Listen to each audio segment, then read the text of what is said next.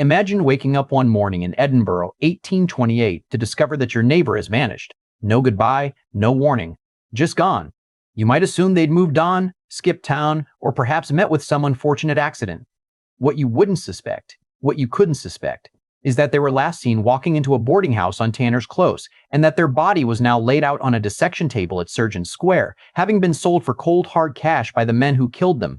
This is the story of William Burke and William Hare, two Irish immigrants who turned murder into a business model and in doing so shook Edinburgh, horrified Britain, and permanently changed the law.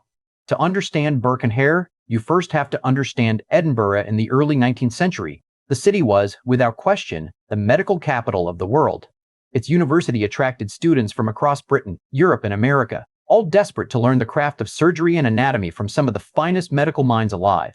But here was the problem. To train a surgeon properly, you needed bodies. You needed to cut open the human form, trace the path of every nerve and artery, understand the architecture of bone and muscle from the inside out. There was simply no substitute for a real cadaver, and in the 1820s, the legal supply of cadavers was laughably, catastrophically small. Under British law at the time, the only bodies that could legally be handed over for dissection were those of executed murderers. In Scotland, that meant perhaps a handful of corpses per year, in a city where hundreds of medical students needed training. The demand was insatiable. The supply was almost nothing. And where there's a gap that large between supply and demand, someone will always find a way to fill it. That someone in Edinburgh was the Resurrection Man. Body-snatching, or resurrection as it was grimly nicknamed, was already a well-established underground industry by the time Burke and Hare arrived on the scene.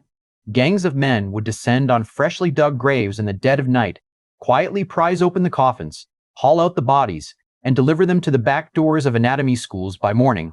It was illegal. It was morally repugnant to almost everyone, but it was also extraordinarily lucrative. Grieving families took desperate measures to protect their loved ones. Iron morts of face, heavy cages bolted over graves, became a common sight in Scottish churchyards. Watchtowers were erected so that relatives could keep guard over a burial site until the body had decomposed enough to be worthless. Some families hired private guards, and yet, despite all of this, the body snatchers kept working because the money was simply too good to walk away from.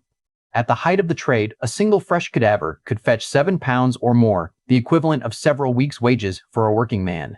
The anatomy schools, including that of the brilliant but morally flexible Dr. Robert Knox, asked no questions. They paid, they received, and they dissected. It was a system rotten to its core, and it would take something truly monstrous to finally bring it down. William Burke and William Hare were not lifelong criminals or hardened villains.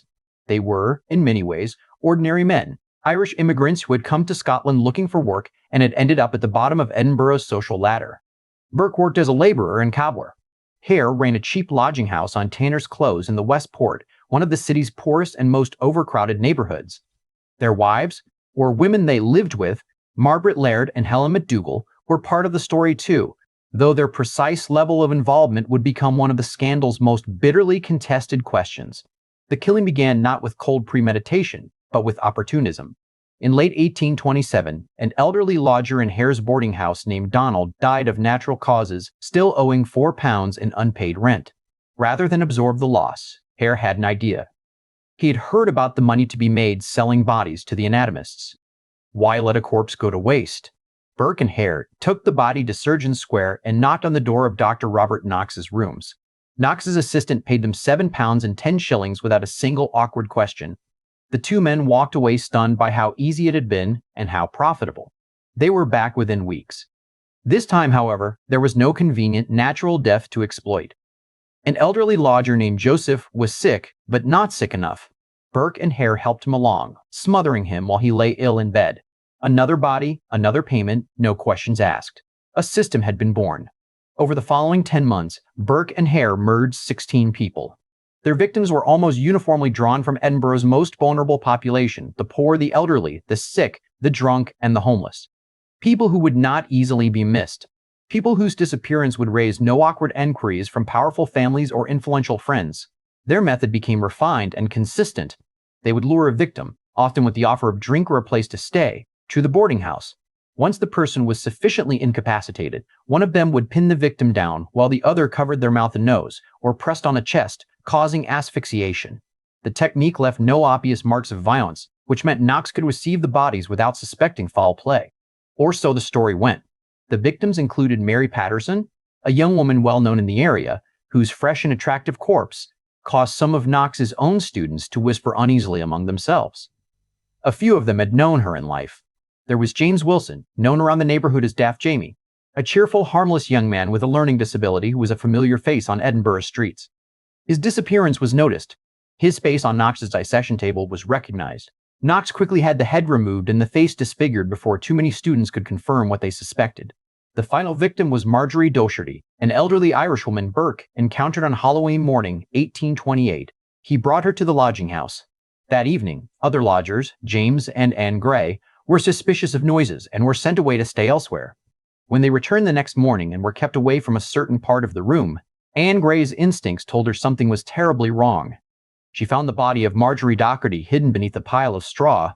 The Grays went to the police. The arrest of Burke and Hare sent shockwaves through Edinburgh and then through the entire country. The details that emerged were almost too horrifying to process. 16 murders, 10 months. An anatomy school at the heart of it all, run by one of the most prominent medical figures in Scotland. The legal proceedings that followed were shaped by cold, pragmatic calculation. There was insufficient physical evidence to convict both men without a confession or a witness. The authorities made Hare an offer, testify against Burke, and walk free. Hare accepted. It was a deal that would outrage the public for generations, but it was the deal that ensured a conviction. William Burke was tried in December 1828, found guilty, and hanged publicly on the 28th of January, 1829. The crowd that gathered to watch his execution was estimated at around 25,000 people. Such was the fury against him that there were riots when the hanging was over. In a grotesque piece of judicial symmetry, Burke's own body was handed over to the Edinburgh Medical College for public dissection. The very fate his victims had suffered turned back upon him. A pocketbook was later made from his tanned skin. It can still be seen today. William Hare walked free. He disappeared from public record almost immediately, reportedly pursued out of Edinburgh and then out of Scotland by mobs baying for his blood. What became of him is genuinely unknown. Helen McDougall, Burke's partner, was released due to lack of evidence and fled Scotland. Margaret Laird, Hare's wife, similarly vanished from history. Dr. Robert Knox was never charged. There was no legal proof that he had known the bodies were those of murder victims, though the circumstantial evidence of his willful blindness was overwhelming. The public was not forgiving. His reputation was destroyed. His career in Edinburgh finished. He was burned in effigy in the streets. A pamphlet published under the name The Echo of Surgeon Square savaged him mercilessly. He eventually moved to London, where he continued to practice medicine in a diminished capacity until his death in 1862. The Burke and Hare case was not simply a lurid crime story. It was a crisis that forced Parliament to confront a broken system it had been ignoring for decades. If the demand for anatomical subjects was so extreme that men were murdering to meet it, then clearly the law needed to change. The existing framework, relying on the bodies of executed murderers, was not just inadequate, it was dangerous. It had created the very conditions in which a Knox could receive corpses without asking questions, and a Burke could see profit at death. The Anatomy Act of 1832 was the result. It fundamentally restructured how cadavers could be legally obtained for medical education. Under the new law, the bodies of those who died in workhouses and public institutions, people who could not afford a private burial and had no family to claim them, could be released for anatomical study unless the deceased had explicitly objected during their lifetime. It also created a formal licensing system for anatomy schools with inspectors and proper record keeping. It was, in many ways, a grim and classist piece of legislation. The poor, once again, bearing a burden that the wealthy did not. Critics at the time said so loudly, and historians have continued to debate its ethics ever since. But from a purely practical standpoint, it worked. The black market for bodies collapsed. The resurrection men lost their trade. The anatomy schools could, at last, obtain enough subjects legally. Burke and Hare are often reduced to a ghost tour punchline, a piece of Edinburgh Gothic to thrill tourists on a foggy November evening. And while the story certainly has that quality, dark streets, desperate men, screams muffled behind closed doors, to leave it there would be to miss the point entirely. The real horror of the Burke and Hare case is not that two men were evil. It is that a system was broken for so long and ignored for so long that evil found a market. Dr. Knox didn't create the black market in corpses. Medical schools didn't invent the demand for bodies. They simply operated within a framework so dysfunctional, so wedded to piety and short-sightedness that murder became economically rational. Every time we look at a public health system, a regulatory framework, or any institution that governs how we treat the human body, living or dead, The Burke and Hare case is a reminder of what happens when the law lags far behind reality. When demand is real and supply is forbidden, someone will always find a way. The only question is what that way looks like. In Edinburgh in 1828, it looked like a boarding house on Tanner's Close and a knock on the back door of Surgeon Square.